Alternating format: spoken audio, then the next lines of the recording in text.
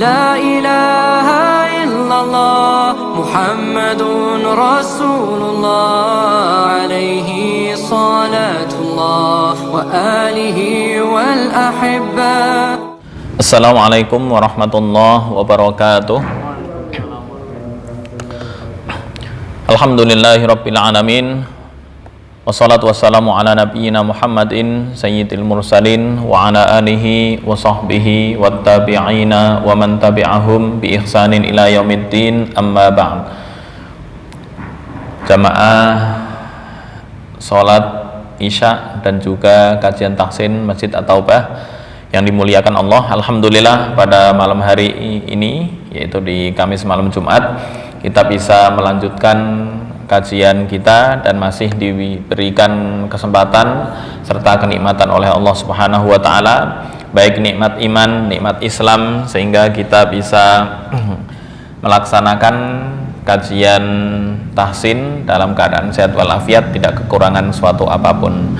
Salawat serta salam semoga tetap terlimpahkan kehadirat baginda Rasulullah Sallallahu Alaihi Wasallam. Semoga kita selalu senantiasa istiqomah mengikuti sunnah-sunnah beliau ila akhiril hayah, serta mendapatkan syafaatul utsma di hari kiamat nanti. Tema kita di poin yang terakhir tentang hukum lam sakinah. Jika kemarin di bulan-bulan sebelumnya disinggung ya, lam sakinah itu ada yang bertempat pada fiil, kemudian ada yang bertempat pada sebelumnya isim, ada yang bertempat pada lam amar. Nah, ini yang terakhir yang bertempat pada huruf. Poin yang pertama di minggu sebelumnya juga sudah dikaji, lam yang bertempat pada huruf lam sakinah. Pembahasan dalam bab ini hanya dua lafal, yaitu di lafal bal dan hal. Bal dan hal. Selain dua lafal ini, hukum lam sakinah yang bertempat pada huruf nggak berlaku. Hanya bal dan hal yang terdapat dalam Al-Quran. Nah, hukum kedua huruf ini apabila dilihat dari huruf hijaiyah yang datang sesudahnya, Syekh Al-Marsafi menyebutkan dibagi menjadi tiga bagian. Yang pertama, wujubul idgham menurut seluruh qurra. Dibaca idgham menurut seluruh ulama qiraat. Kapan itu? Yaitu apabila setelah hal atau bal datang huruf lam atau ra. Huruf lam datang setelah keduanya. Contoh, halakum. Untuk bal dan hal yang setelahnya berupa lam, nah itu keduanya. Keduanya artinya bal juga iya, hal juga iya. Bal la yakhafunal akhirah halakum. Sedangkan untuk huruf ra yang datang setelah bal itu seperti bal rafa'ahu Allahu ilaih, dibaca bal rafa'ahu Allahu ilaih. Nah, kemarin sudah disinggung bahwa lam sukun yang bertemu dengan ra dihukumi idgham mutaqaribain. Idgham mutajanisain. Mutajanisain ya. Mutajanisain ini juga khilaf di antara para ulama, tapi yang sudah disebutkan sebelumnya masuk di mutajanisain, karena yang mutaqaribain itu qaf dan kaf ya. Alam nakhluqkum, itu mutaqaribain. Baik, idgham pada huruf lam karena tamatsul, kesamaan makhraj dan sifat, atau yang dikenal dengan mutamathilain. Sedangkan pada huruf ra di sini menurut jumhur ulama itu disebut mutaqaribain. Nah, menurut Al-Farra disebut dengan mutajanisain. Kemarin yang disebutkan di kajian sebelumnya untuk lam ra masuk di mutaqaribain, tapi Al-Farra menyebutkan mutajanisain. Mutajanisain itu apa? Mutajanisain sama makhraj beda sifat. Saya perlu menggambarkan payan dulu. Payan.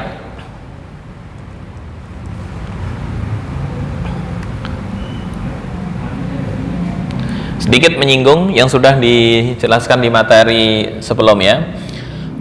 Ya, pembahasan kita adalah bal dan hal. Untuk yang kedua-duanya, ya, ini setelah bal dan hal berupa lam, ya, berupa lam, ya, atau ya, kalau ditulis lam. Ya. Bal la yakhafunal akhirah hal lakum mimma malakat. Contohnya untuk yang bal, ya, bal la yakhafunal akhirah. Nah, ini yang dihukumi idgham. Apa maksud idgham di sini? Idgham di sini itu hanya sekedar lewat, ya, hanya sekedar lewat, ya. Bukan dibaca dengan dengung. Balla, enggak, bukan itu maksudnya, tapi hanya sekedar lewat. Balla yakhafunal akhirah. Untuk yang hal, contohnya adalah hal lakum dalam ayat Al-Quran. Nah, kemudian yang khusus ra adalah bertempat, saya kasih tanda merah. Jika ra itu hanya khusus huruf bal. Setelah bal yang berupa ra dalam Al-Quran, bal rafa'ahu, ya. Bal rafa'ahu, ya. Dibaca bal rafa'ahu Allahu ilaih. Nah, yang hal bertemu dengan ra dalam Al-Quran nggak ada. Itu penjelasan yang di slide tadi. Kemudian untuk yang definisi lam sukun bertemu dengan ra menurut jumhur ulama kemarin disebut dengan idgham mutaqaribain. Nah, ini menurut jumhur atau mayoritas para ulama qiraat. Kemudian ini mayoritas ya, jumhur. Nah, kemudian yang menghukumi mutajanisain ini adalah al-farra. Siapa itu al-farra? Al-farra adalah pakar ulama ilmu nahwu. Al-farra menghukumi sebagai mutajanisain. Baik, kita lanjutkan pemaparan materinya. Dari lafal bal atau hal yang bertemu dengan ra atau lam, nah ini ada pengecualian menurut Hafiz dari Imam Asim jalur Syatibiyah. Apa itu maksudnya jalur Syatibiyah? Ya, ketika kita mempelajari imam qiraat, ya, sanad itu sumbernya adalah dari Rasulullah. Saya mungkin perlu membuka riwayat Imam Hafiz ya. Imam Hafiz, saya buka dulu qiraat atau sanad. Sebentar. Qiraat.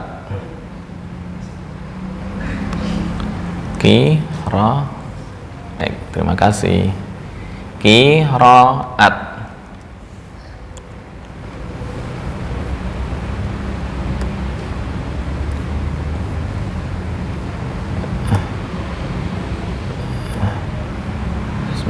Qiraat.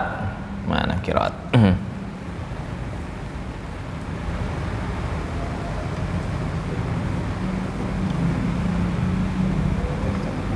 Ilmu i'rab. Mana? Qiraat.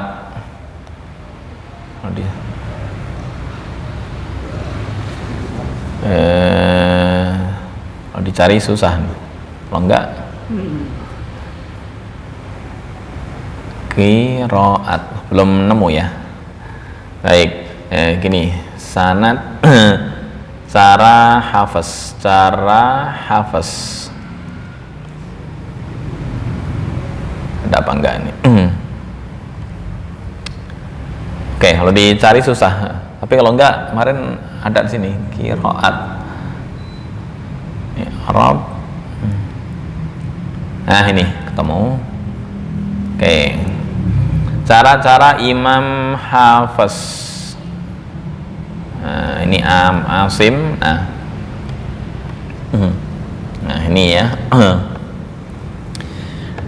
Ini sanad pembelajaran Al-Quran dari malaikat Jibril kepada Rasulullah Shallallahu Alaihi Wasallam, kemudian diturunkan kepada para kibarus sahabah, ada Ubay bin Ka'ab, Ali bin Abi Thalib, Utsman, Abdullah bin Mas'ud, dengan skema seperti ini. Kemudian diajarkan kepada para tabi'in, kibarut tabi'in seperti Zur ibnu Hubaish, Abdullah bin Habib As-Sulami, Sa'ad bin Iyas Asy-Syaibani, dengan skema begini.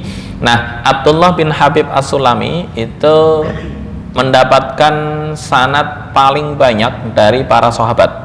Artinya beliau ini aktif berguru ke pembesar-pembesar sahabat. Maka kalau dilihat skema garis, ini Abdullah bin Habib As-Sulami 1, 2, 3, 4, 5, semua sahabat itu beliau belajar. Beda dengan sampingnya yang Sa'ad bin Iyas Asy-Syaibani, itu hanya berguru ke Abdullah bin Mas'ud, kurang gede ya. Abdullah bin Mas'ud atau Zur bin Hubaish. Zur bin Hubaish hanya berguru kepada 3 pembesar sahabat, Ali, Utsman, dan Abdullah bin Mas'ud. Ubay bin Ka'ab, ya beliau enggak berguru. Maka semakin banyak guru, biasanya bacaan tuh semakin banyak kosakata. Kemudian ini Asim bin Abi Najad. Nah, kita mengikuti di jalur sini Hafiz bin Sulaiman dari Asim, kemudian ke pembesar para sahabat, kibarut tabi'in, baru pembesar para sahabat, dan disandarkan kepada baginda Rasulullah Shallallahu Alaihi Wasallam. Baik. Nah, dikecualikan dari hal ini. Ya, Asim itu tabi'ut tabi'in. Asim itu lahir tahun berapa? Kalau kita cek begini, sebentar. Atlas Imam Qiraat.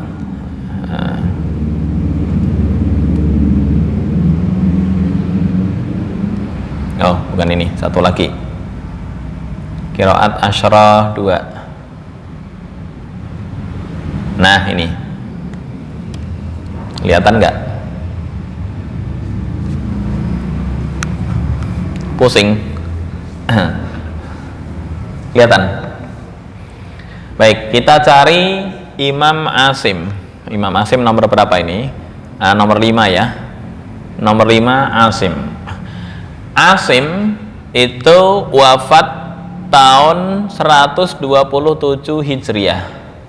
Lahirnya kapan nggak diketahui. Yang penting wafat tahun 127. Ya, kemudian murid-muridnya Syu'bah dan Hafiz. Hafiz lahir tahun 90, wafat 180. Syu'bah lahir 95, wafat 193. Nah, ada imam qiraat yang nggak bertemu dengan gurunya langsung. Nah, itu bagaimana cara pensanatan atau apakah riwayatnya diterima? Seperti Ibnu Katsir. Ibnu Katsir boleh dicek. Beliau lahir, Ibnu Katsir bukan yang tafsir Ibnu Katsir ya, ini Ibnu Katsir yang imam qiraat. Beda, ada 2 Ibnu Katsir, yang satu imam qiraat. Yang imam qiraat lahir tahun 45 Hijriah, wafat 120 Hijriah. Nah, muridnya adalah Bazzi dan Kumbul. Boleh dicek, Bazzi dan Kumbul itu, Bazzi ya, lahir 170 Hijriah. Jadi Ibnu Katsir sudah wafat 50 tahun yang lalu, baru Bazzi lahir, tapi disandarkan ke Ibnu Katsir. Nah, itu bagaimana pensanatan dalam ilmu qiraat. Dalam ilmu qiraat tetap diterima walaupun melalui perantara. Asal perantaranya adalah thiqah. Apa itu thiqah? Orang yang bisa dipercaya. Bisa jadi misal ikhwan punya murid, tapi muridnya nggak ketemu 50 tahun berikutnya misalnya, tapi tetap disandarkan. Kenapa kok dikenal? Karena bisa jadi orang tersebut adalah orang yang babat alas. Paham babat alas ya? Artinya begini ya, yang saya baca dari beberapa referensi, imam qiraat itu kenapa lebih terkenal dibanding para sahabat? Padahal sanad tertinggi kan sahabat. Kenapa kok lebih dikenal imam qiraat daripada sahabat? Contoh, Imam Asim, perawinya Hafaz, lebih dikenal daripada Abdullah ibnu Mas'ud dari segi pensanatan. Loh, kok bisa? Karena bisa jadi ketika belajar ke para sahabat, sahabat mungkin daerah kota ya, kemudian disebarkan ke kampung-kampung atau daerah-daerah pelosok. Nah, orang kampung itu paling mengenal adalah siapa penyebar Islam di daerahnya pertama kali.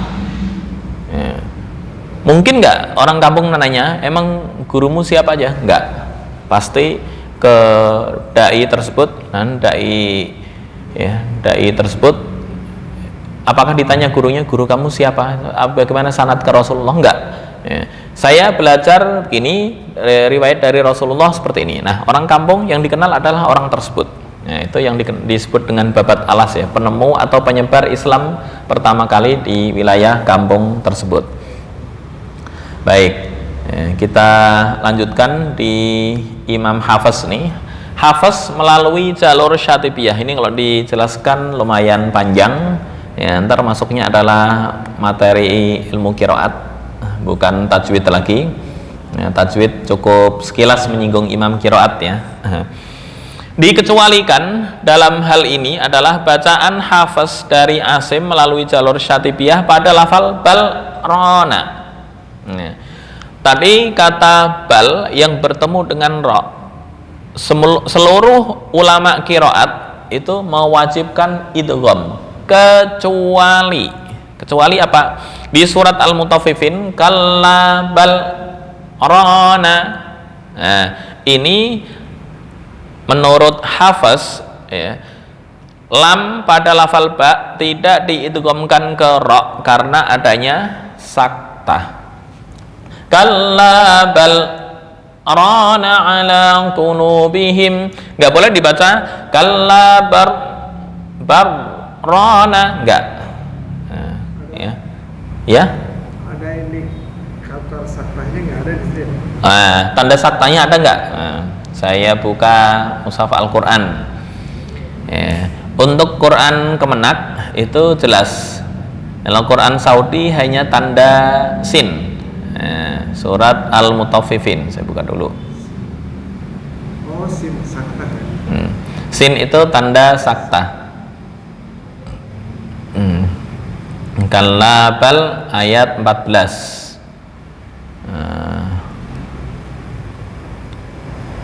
Ini ayat 14. Baik, saya copy ya biar gede di sini.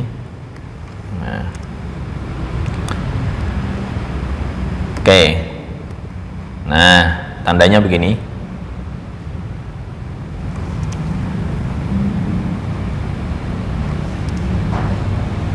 Saya gedein. Nah, kelihatan ya.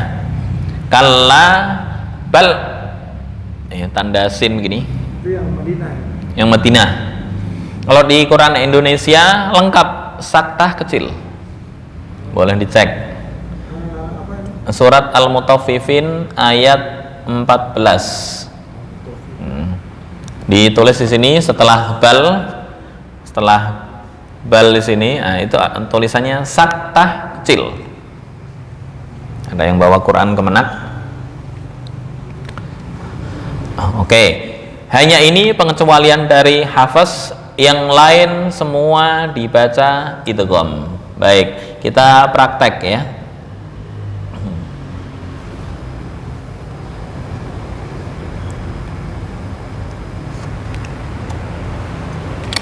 Ya, ada dua ayat. Yang pertama lam sukun bertemu ra, dan yang kedua lam bertemu lam yang saya kasih tanda merah. A'udzu billahi minasy syaithanir rajim. Bismillahirrahmanirrahim. Gedein dikit ya.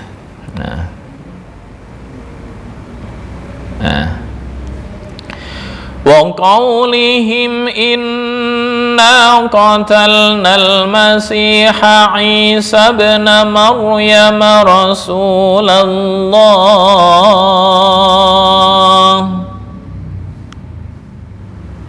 Saya ulang lagi. Wa qaulihim inna qatalnal masiha Isa ibn Maryam Rasulullah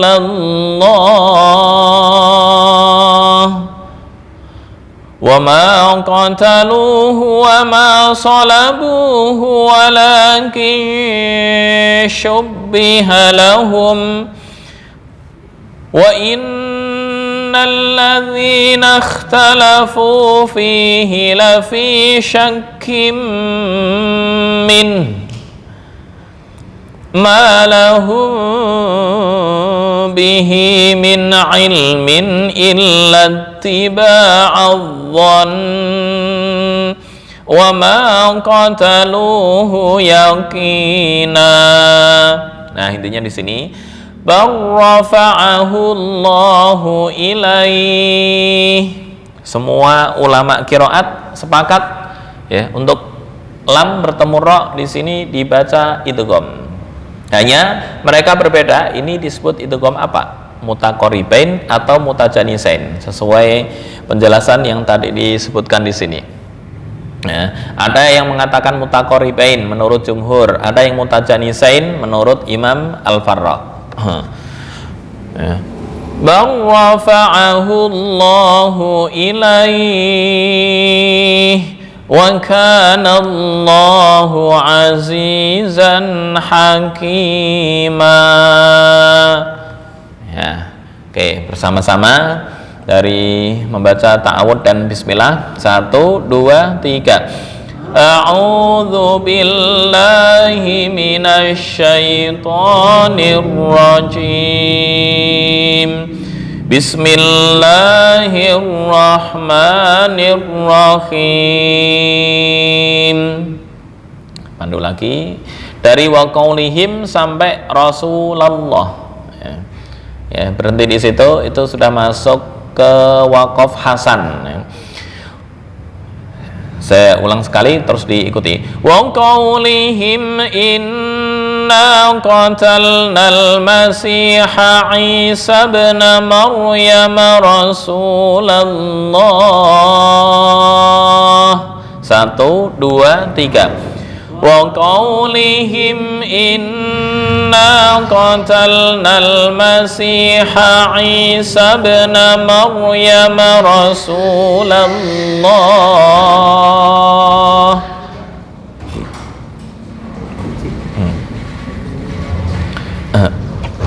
Baik. Wa ma qataluhu wa ma salabuhu walakin syubbiha lahum.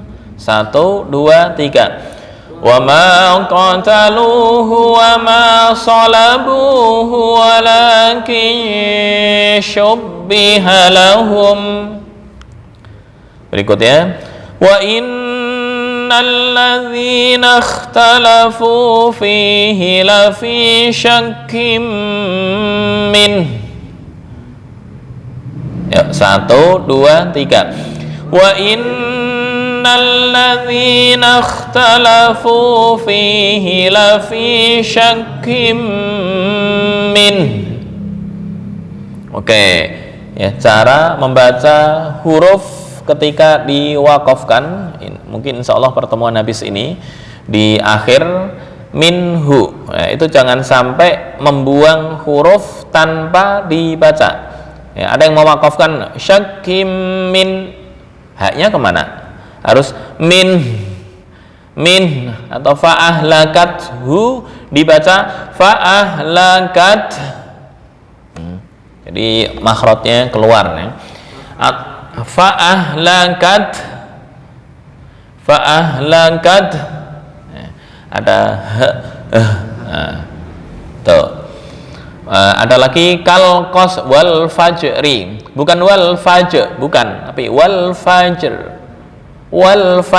tipis, wal fajri ro-nya tipis, wal fajr. Jadi harus tetap kedengeran sedikit. Iya, harus sedikit, harus kebaca. Kalau enggak, namanya membuang huruf dalam Al-Quran. Atau bil qisti, misalnya bil qisto, bukan bil qis, selesai, enggak. Atau walillahil hamdu dibaca walillahil hamd. Insya Allah ntar dikaji setelah materi lam sukun ini selesai. Baik, kita lanjutkan. Malahum bihi min ilmin illa tiba'adh-dhon. 1, 2, 3. Malahum bihi min ilmin illa tiba'adh-dhon. Berikutnya dari wama sampai akhir ayat. 1, 2, 3. Wa ma qataluhu yaqina. Nah, berikutnya ini yang jadi pembahasan kita. Bal rafa'ahu Allahu ilaih dibaca bar rafa'ahu Allahu ilaih. Nah, ya 1, 2, 3. Bar rafa'ahu Allahu ilaih. Nah, misal ini diwasolkan yakina sampai ilaih. Nah, ini ada tanda mim. Kemarin sudah dikaji, yaitu bacaan iklab. Ya, prakteknya wa ma qataluhu yaqinan bar rafa'ahu Allahu ilaih. Ya, 1, 2, 3. Wa ma qataluhu yaqinan bar rafa'ahu Allahu ilaih. Oke, berikutnya wa kana Allah sampai akhir ayat. 1, 2, 3. Wa kana Allahu azizan hakima. Silahkan.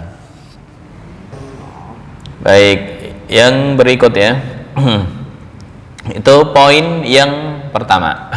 Sekarang yang kedua, boleh dibaca idgham, gedein.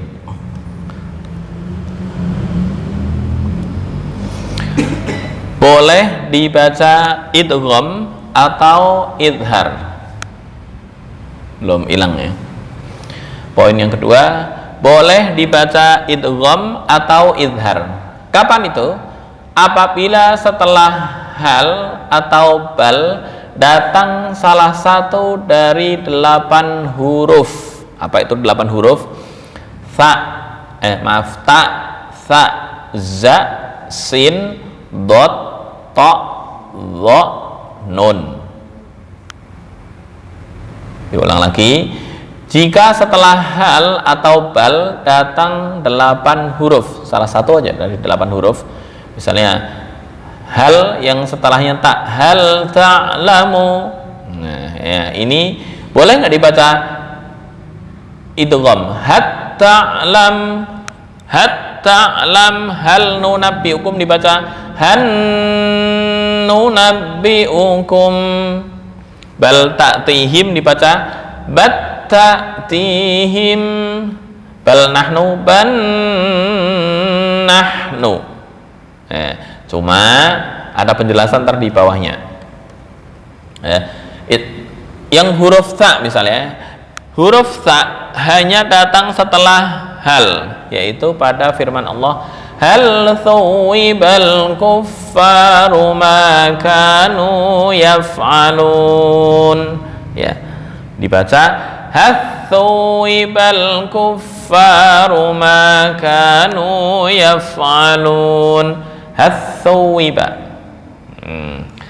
Kemudian tidak ada contoh dalam Al-Quran 5 huruf sisanya, 5 huruf sisa, yaitu za, sin, dot, ta, dha yang jatuh setelah hal. Itu nggak ada. Semuanya hanya datang setelah bal. Yang setelah hal dalam Al-Quran, hal, sa, misalnya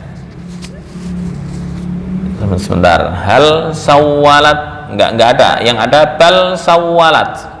Tapi kalau hal setelahnya berupa za, sin, dot, ta, dha dalam Al-Quran nggak ada. Yang ada hanya setelah bal, bukan setelah hal. Bal sawalat dibaca bas sawalat. Bal dhanantum dibaca bal dhanantum. Bal dhallu dibaca bal dhallu. Bal dhallu. Bal zuyyina dibaca baz zuyyina. Bal taba'a dibaca bab taba'a. Cuma ada cuma nih. Maksud boleh idgham pada bagian ini adalah sebagian qurra membaca idgham dan sebagian lagi ada yang membaca idhar. Ada yang membaca idgham, ada yang membaca idhar. Ya, contoh yang membaca idhar adalah dari Hafiz, Imam Hafiz dari Imam Asim. Beliau membaca idhar saja untuk seluruh contoh yang di atas ini. Contoh yang di atas menurut Hafiz itu dibaca idhar, berarti hal ta'lam, nggak boleh dibaca hat ta'lam. Hal nunabbi'ukum dibaca han nunabbi'ukum. Bal ta'tihim. Nah, menurut Hafiz nggak boleh dibaca bat ta'tihim dan seterusnya. Baik, untuk Hafiz di semua lafal ini dihukumi idhar menurut Hafiz. Baik, yang terakhir ya. Baik, yang dibaca idgham menurut selain Hafiz. Ya, kayak bal sawalat dibaca bas sawalat. Bal dhanantum bal dhanantum bal dhanantum. Bal dhallu dibaca bal dhallu. Huruf keduanya dari tasdid. Iya, huruf keduanya ada tasdidnya enggak? Untuk yang riwayat Hafiz itu enggak ada tasdid. Nah, tapi riwayat selain Hafiz yang membaca idgham seperti Imam Susi dari Abu Amr, nah itu ada tasdid di huruf setelah lam sukun.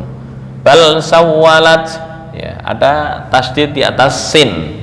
Ya, kemudian bal dhanantum dibaca bal dhanantum. Tuh. Nah, ini semua untuk Hafiz dari Asim, ya, hanya berlaku bacaan idhar. Selain idhar berarti bukan bagian bacaan dari Imam Hafiz riwayat Asim. Itu mungkin ya, maksud dari boleh idgham atau idhar tergantung imam qiraat yang dianut oleh si pembaca. Si pembaca mengikuti siapa? Misalnya Warash, dicek Warash hal ta'lamu, apakah dibaca idgham? Apakah hat ta'lamu? Ya, setelah dicek enggak. Ya, berarti bukan semua imam qiraat, sebagian imam qiraat ada yang membaca idgham dan ada yang membaca idhar. Nah, hafaz adalah bagian dari idhar tersebut. Baik, contoh di dalam Al-Qur'an.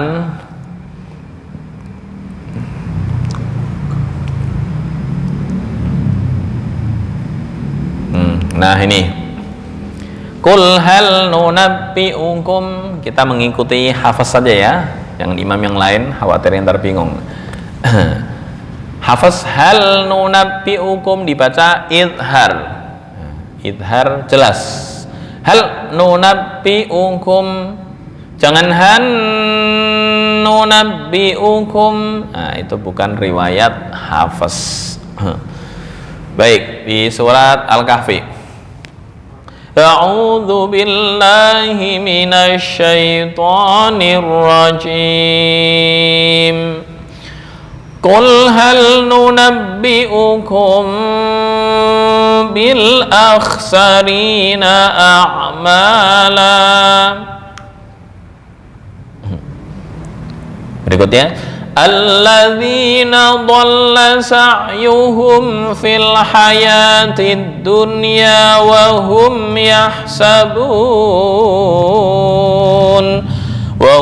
yahsabuna annahum yuhsinuna sun'a.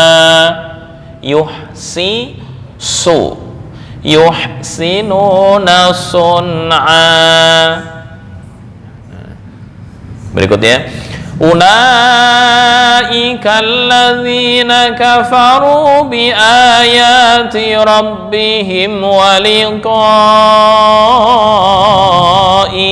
fahabitat a'maluhum. 1, 2, 3. Ulaika alladzina kafaru bi ayati rabbihim wa liqa'ihi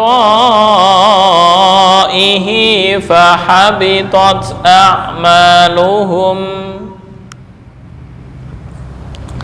Berikutnya fahabitat sampai wazna. 1, 2, 3. Fahabitat a'maluhum fala nuqimu lahum yawmal qiyamati wazna. Oke, yang terakhir, dzalika jazaa'uhum jahannamu bima kafaru. Berhenti sini. Ya, waqaf hasan. Wattakhadhu ayati wa rusuli huzwa. Oke, kita baca bersama-sama. Dzalika sampai bima kafaru. 1, 2, 3. Dzalika jazaa'uhum jahannamu bima kafaru. Berikutnya 1, 2, 3 sampai akhir. Wattakhadhu ayati wa rusuli huzwa. Baik, silahkan. Nah, sebentar. Hayatid dunya, kemarin udah disinggung sedikit ya. Haya, ya, tulisan asalnya adalah haya. Asalnya begini, hayatid dunya. Nah, ini dalam ilmu rasm Al-Quran disebut dengan rasm imla'i atau rasm untuk dikte. Kalau di kita bahasanya adalah EYD atau ejaan yang disempurnakan. Nah, untuk supaya Al-Quran itu tetap terlihat aslinya ditulis begini, hayatid dunya. Cuma beda tanda antara mushaf Indonesia dengan mushaf Saudi. Mushaf standar Indonesia itu tulisannya adalah hayatid dunya. Begini, hayatid dunya. Nah, untuk standar Arab, orang Arab nggak mengenal harokat berdiri. Adanya adalah tanda alif, ditulis haya. Nah, haya, nah, ini ada tanda alif kecil. Maksudnya adalah, woi pembaca, baca untuk ukuran ya adalah 1 alif. Nah, ini tanda alif, ini bukan harokat berdiri. Ya, di sini ini tanda alif. Ukurannya panjang 1 alif loh, jangan lebih. Ya, tapi kalau orang Indonesia nggak mengenal alif di atas, adanya adalah harokat berdiri. Hayatid dunya, ntar solati. Semua lafal solat dalam Al-Quran itu memakai tulisan wawu. Secara penulisan bacanya solati, bukan solawati. Ya. Az-zakah, bukan zakawah, enggak. Ini sama hayatid dunya. Ya, bacanya hayatid dunya, bukan hayawati. Itu mungkin ya. Nah, silahkan. Baik, terima kasih. Yang terakhir,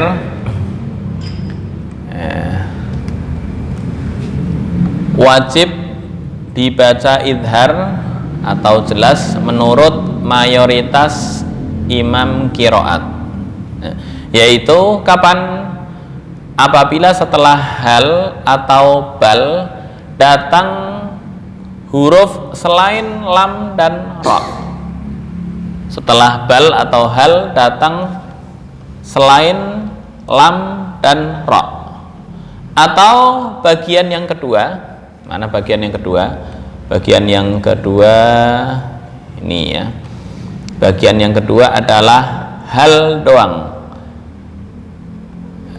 Mana? Oh ini. Bagian yang kedua bal doang. Bal datang setelahnya selain ini huruf za, selain za, sin, dot, to, dho, ya 5 huruf sisa. Nah, ini dihukumi idhar menurut mayoritas imam qiraat. Kalau kita hafaz nggak usah pusing-pusing. Hafaz yang penting rumusnya adalah bal atau hal, setelah itu berupa lam atau ra. Selain itu berarti masuk idhar atau hafaz ya. Tapi selain hafaz ntar diperinci lagi. Kayak qad dallu, ya, itu menurut selain hafaz boleh. Nah, malah dibaca idgham. Laqad dalla, faqad dhalla, kalau hafaz dengan membaca qalqalah. Tapi kalau dibaca idhar menurut selain hafaz, faqad dhalla sawa'as sabil. Nah, oke. Jadi yang pertama wajib dibaca idgham, yang kedua boleh pilihan, yang ketiga wajib dibaca idhar. Oke, materi lam sukun dinyatakan selesai, baik yang bertempat pada fi'il maupun isim maupun huruf ya. Insyaallah di minggu berikutnya akan kita kaji waqaf pada akhir kata yang tadi disebutkan ya. Minhu boleh nggak dibaca minuh misalnya, atau min doang tanpa hak ya. Itu insyaallah di minggu berikutnya. Oke, dari sini ada yang perlu didiskusikan atau kita tutup dulu, ntar kita lanjutkan dengan diskusi misal ada. Itu mungkin yang bisa kami sampaikan. Hatanallahu wa iyyakum ajma'in wal afu minkum wallahu al muwaffiq ila aqwamit thoriq. Wassalamualaikum warahmatullahi wabarakatuh.